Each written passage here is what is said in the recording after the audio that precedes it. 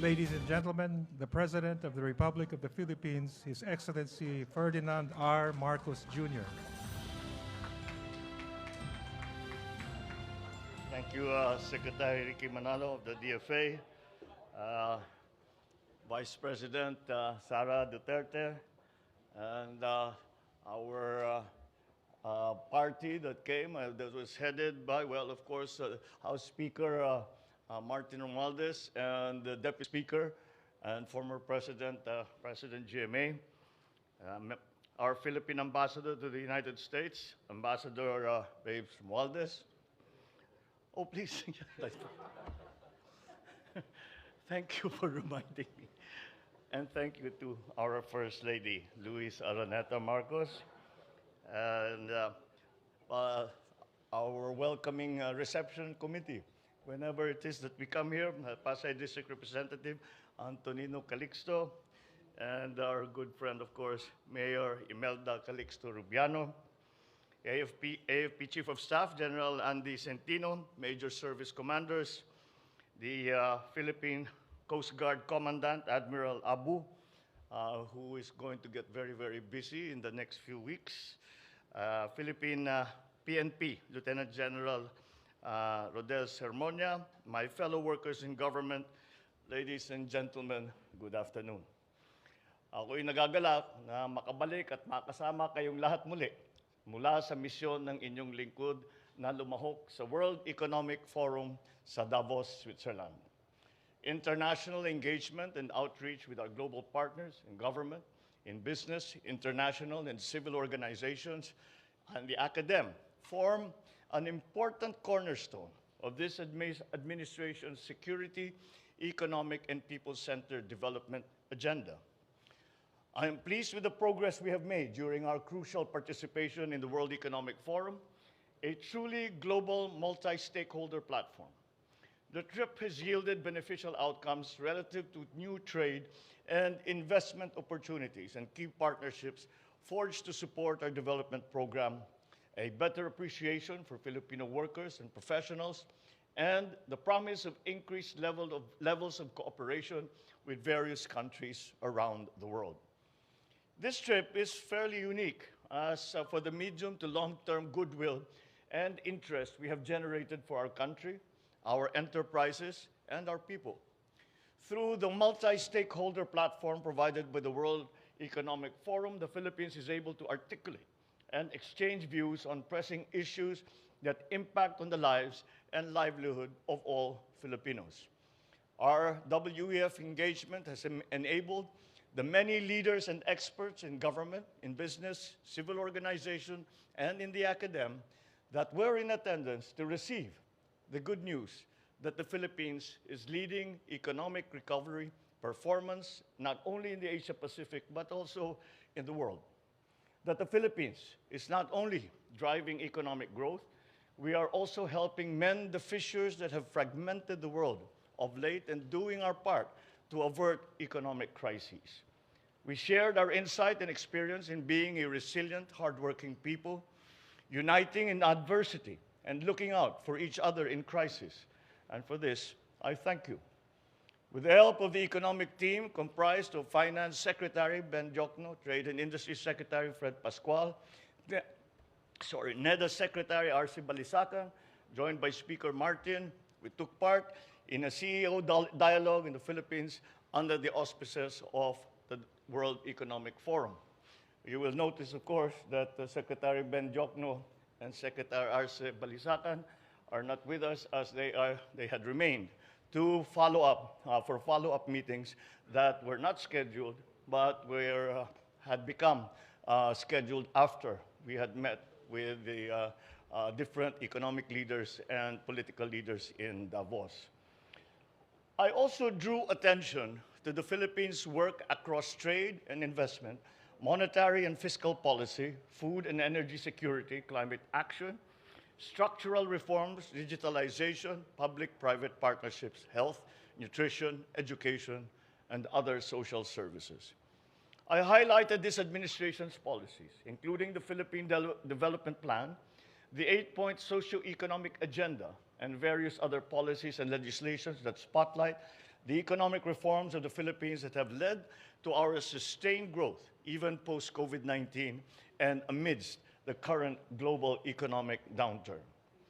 I also discussed our budget strategies, policies, programs, and projects for climate-resilient infrastructure and our flagship Build Better More, and our active policies toward public-private partnerships and other forms of collaboration in infrastructure.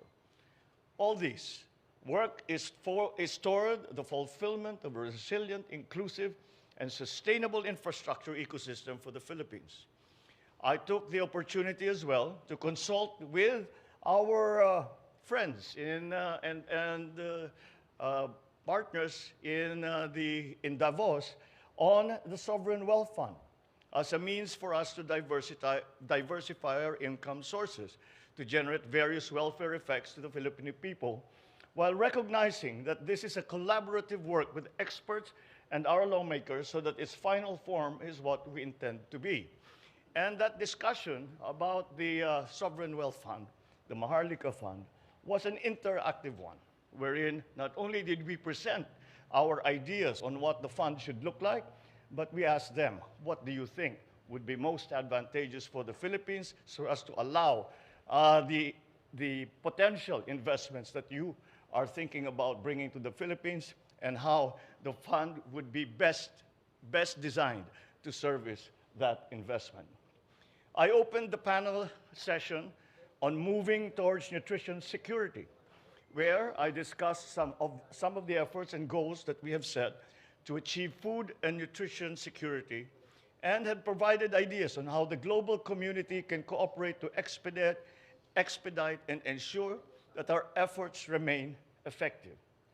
I further took part in a high-level dialogue on investing in infrastructure for resilience, alongside a few other leaders of countries and international and supranational organizations, to discuss our infrastructure flagship and how this can contribute to our goal of a resilient Philippines. I met with the World Economic Forum founder and chairman emeritus, Klaus Schwab, who has become a dear friend of the Philippines, and we discussed partnerships and collaborations to help the Philippines sustain equitable and inclusive growth and provide for a better quality of life for Filipinos. I met with world leaders to discuss how we can further cooperate to ensure that lasting peace and prosperity for all are on the horizon.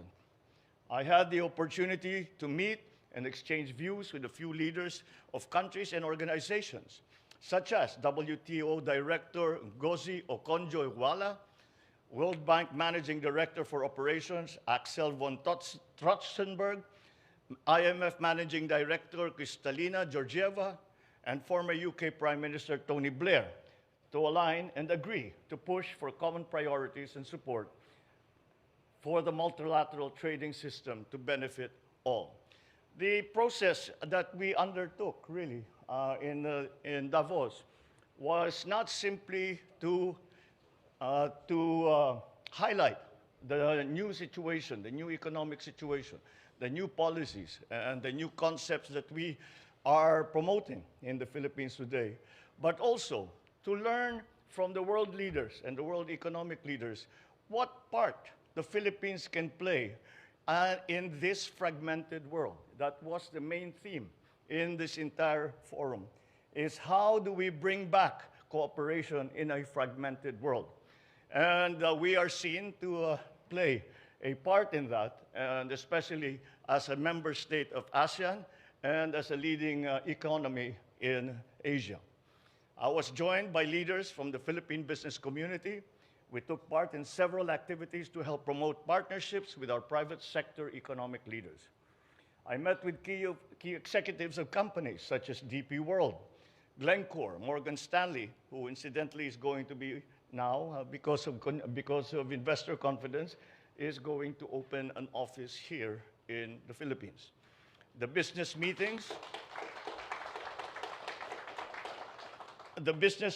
held promise of new investments in many of our economic sectors, including mining, processing, digital solutions, logistics, telecommunications, renewable fuel, amongst others, and will enable our companies to participate deeper in global value chains. Finally, As ever, no visit will ever be complete without meeting our countrymen in Switzerland and the surrounding areas. We were serenaded, to our great surprise, by a young man by the name of Ivan Mendoza, grand finalist of The Voice of France, who astounded everyone, ourselves included, who showcased how Filipino talent is truly world-class and served as another shining example of how all Filipinos are individual ambassadors of goodwill in their own right. We will now be working to consolidate and develop these contacts and discussions that we have begun. The measure of success will be how much of this we can bring to fruition. That process has begun, and we will continue until we see the final results of these endeavors. Maraming salamat po sa inyong lahat at magandang hapon po.